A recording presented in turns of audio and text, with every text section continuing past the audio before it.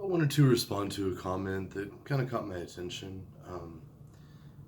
I don't have the time I'd like to have to respond to comments the way I used to, but I will scroll through them occasionally, and if I see one that's kind of interesting, I try to give a response. I think there's some interesting stuff to respond to here. So, I guess the comment is in response to my video. So what if idealism is true? Why does it matter? And this commenter says, isn't idealism also nihilistic in a sense? No, I don't see how.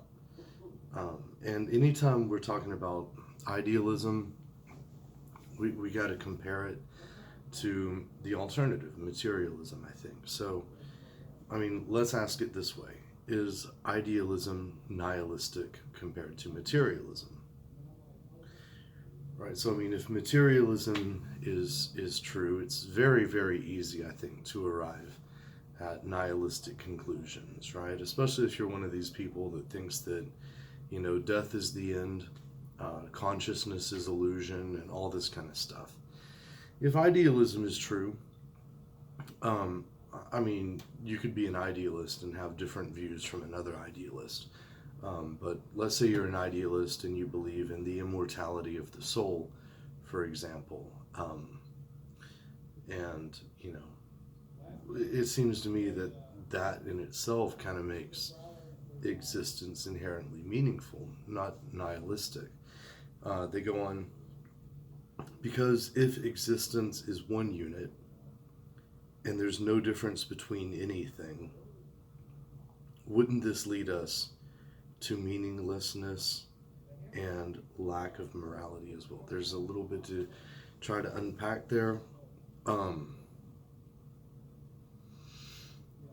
In my version of idealism, which is kind of a mathematical idealism, I guess you could say, sort of, Pythagorean in a sense, I wouldn't say that there's no difference between anything.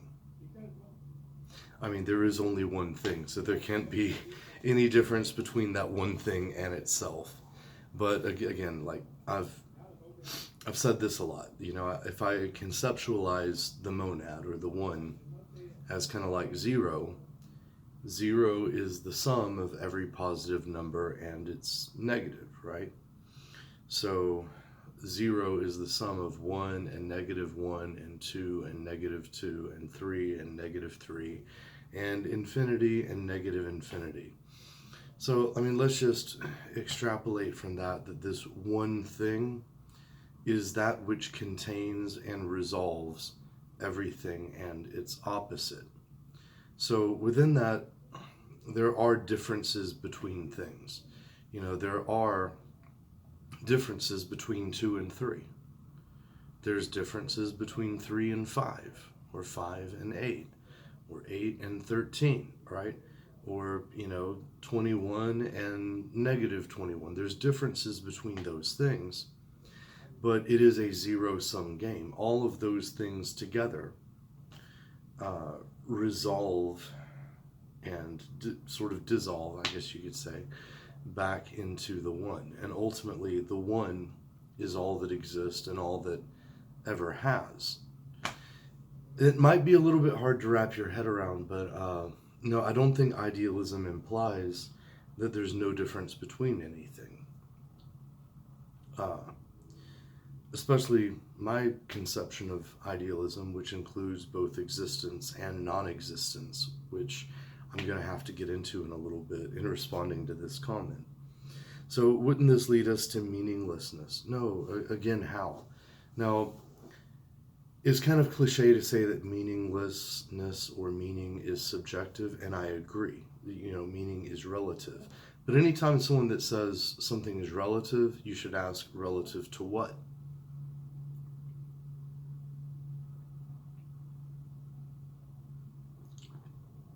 So, meaning is relative and it's subjective, which is to say that meaning exists in relation, relative to a subject.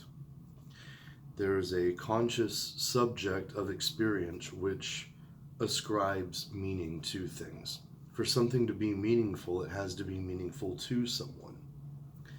In materialism, where there's no ultimate being for everything to be meaningful to, I think then you get into nihilism, right? But if you're an idealist, then there is something for everything to have meaning in relation to, namely the one, the universal mind, whatever you want to call it, God. So, same with morality. Morality is a little bit more complicated to talk about for several reasons. And I've kind of been putting off doing my video on ontological evil. But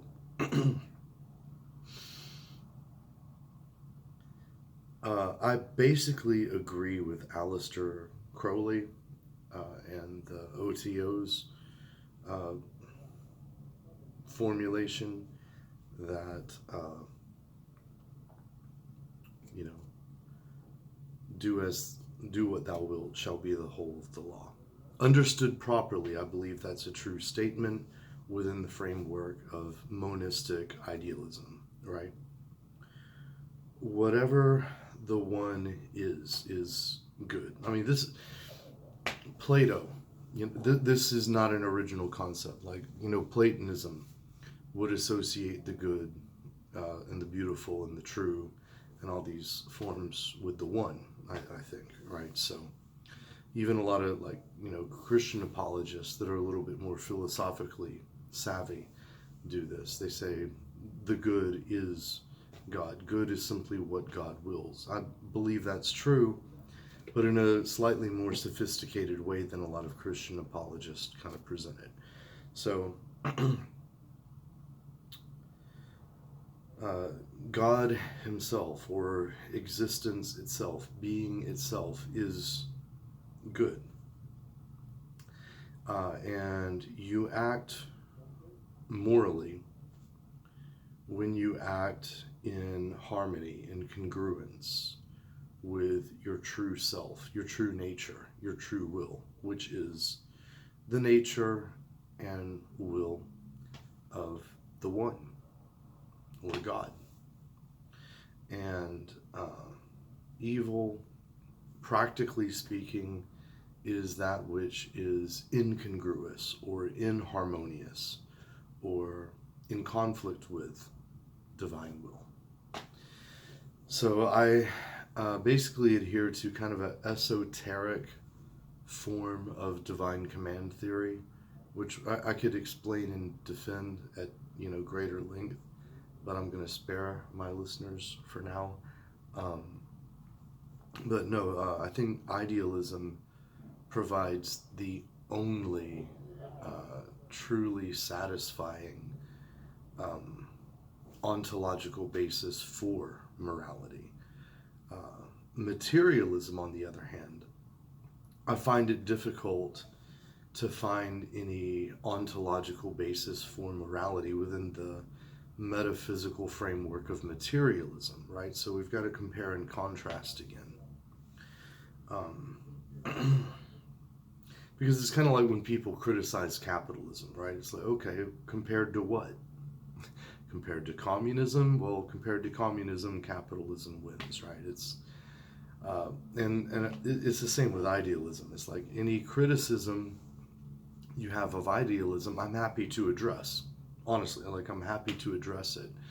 But it's also fair, I think, to say, well, what other solution is there that's better, right? What does materialism offer that's, preferable or more intellectually, rationally, or in any other way satisfying, right?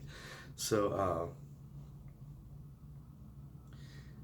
it goes on, but in the absolute sense, both are illusions, meaning both good and evil. No, that's not my view. So in my view, evil is an illusion. And this is something I'm going to get more deeply into when I finally put up the long anticipated video on ontological evil. Evil is an illusion. Goodness is not. Only the good exists, because only the one exists, and the one is good. Nothing exists apart from the one. But in order for the one to form a self-concept, in order to have self-knowledge, it has to form a counter self-concept, right? A concept of the not self. A concept of that which is antithetical to its own nature, right? And that's where the world of material illusion arises. That's where the world of suffering and evil arises. So I don't exactly say that evil doesn't exist. I say that it exists as a concept within the mind of God, which is expressed and conceptualized within a imaginary universe which exists within the imagination of God, for the purpose of allowing him to sort of visualize and directly experience his concepts of self in relation to his concepts of the not self. It would take some unpacking.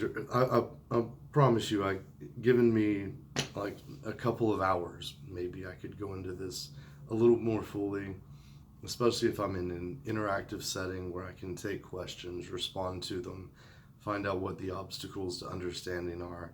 I promise this is a teaching I am very capable of giving. It's hard, like as a nutshell. It's hard to give this in a nutshell while I'm trying to address another comment. But some people, maybe that'll be enough for you to get what I'm getting at. But he says, personally, I hope that idealism is true. That's interesting. If idealism is nihilistic and provides no answers to meaning and morality, why would you hope that it's true? That's just kind of something I'm curious about on the part of the person leaving the comment. It goes on, but if God equals everything, equals the one same thing, I don't understand then it can be moral. I mean, what is the difference in the eyes of God between saving a life or leave it to die? Does it anything matter? Let me try to take the essence of that question in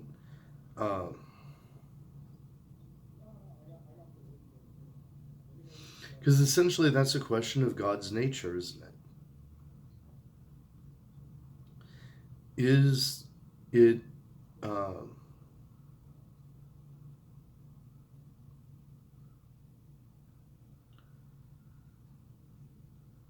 and again, I would go back and I would say, I'm not exactly saying that, I would say God is everything. They're not right there. Equals the one same thing. In a sense, there's difference, but those differences are unified and resolved within the one, right? I'm not saying that differences in multiplicity can't arise from the one, but they both arise from the one and they return back to the one.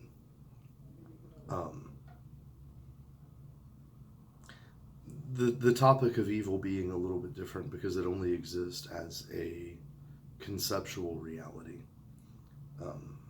I guess you could argue that everything is a conceptual reality within the framework of idealism, though. But what's the difference in the eyes of God between saving a life or leaving it to die? I mean, we could say the difference between this and that, between this and that. In some ways, I think that's kind of the question that life is intended to answer. as I understand it, like part of the purpose of incarnation and experience within, an pretty much infinite number of different lives is to judge all things and to say this is good. In other words, this is congruent with my nature and my will, and this is bad. In other words, this is incongruent with my will and nature, and this belongs to the realm of the not self, right? You have to have something to reject in order to accept something, right? In order to perceive a figure, you have to have a background to perceive that figure in relation to. Usually, to understand the definition of a word, it helps to have an antonym. It helps to have synonyms, right? So what is this thing you're talking about? Well, it's kind of like this other thing, but it's quite the opposite of that other thing. Now you have an understanding. Okay, so it's like that thing, it's unlike that thing. But what is there that's unlike the one, if the one is all there is? You get what I'm saying? So a concept of the not one or the not self is generated within the mind, within the kind of imagination of the one, as part of the cognitive process of self-knowledge. And that ultimately is my answer to the problem of evil as well. And that's kind of like a pretty big hint, or like a pretty big like spoiler for my future talk on ontological evil. But I think that pretty much answers that comment, and it just because of the complexity of some of the concepts I'm presenting in order to address that comment, this is probably a hard video to understand. This is why I used to really like scripting videos. It's not necessarily for my own benefit, but it's like I'm trying to think, all right, how can I organize these thoughts so that it's as easy as possible to understand and as unconfusing as possible. But we can do it this way too, because I've already done that. So I'm gonna leave it there for now. Maybe I'll look at more comments, and maybe this has clarified my position. Maybe it's made my position more confusing to some people. We'll see. But anyone that's new to my channel and interested in some of my thoughts on these things, keep in mind, I've published hours and hours and hours of like content where I've actually pretty much answered a lot of these questions if you go back to some of my older stuff. But my channel, it's not like one of these channels where I'm discussing current events and a video I published 3 years ago is no longer relevant to the current conversation. In some ways, the stuff I published, 3-4 years ago or whatever, is prerequisite to some of the things I'd like to be able to talk about more, like ontological evil. But it's going to be really hard to grasp, like my views on ontological evil, if you don't understand my metaphysics and, my like moral philosophy and so on. So I'm going to leave this one now. Hopefully you've enjoyed it. Have a good one. Peace.